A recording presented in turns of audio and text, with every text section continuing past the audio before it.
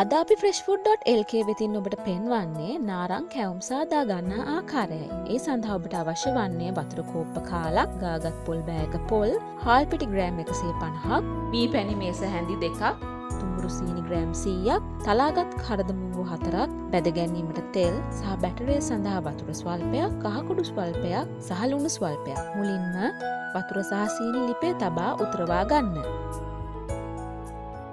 ඒ උතුරවාගෙන එන විට පොල් ටික එකතු කරගන්න. එය බාගට පිසුණු පසු හාල් පිටි ටික ටික දමා ගන්න. හාල් පිටි භාගයක් දමා ඉතුරු ටික බැටරය සඳහා ඉතුරු කරගන්න. අවසානයේ එයට කරදමුංගු සහ පැණිද දමා හොඳින් අනාගෙන ලිපෙන් බා නිවෙන්න හරින්න.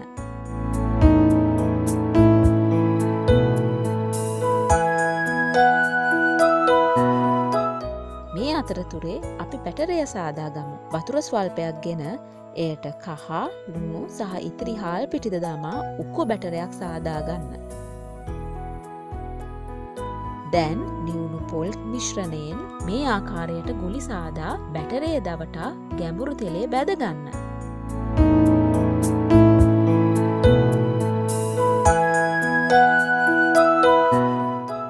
දැන් අපේ ඉතාමත් රසවත් නාරං කැවුම් සූදානම්. ඔබත් මෙය සිංහල අලුත් අවුරුද්දට අත්හදා බලන්න. තවත් රසවත් ආහාර වට්ටෝරු නැරඹීමට www.freshfood.lk සමගින් එකතු වන්න.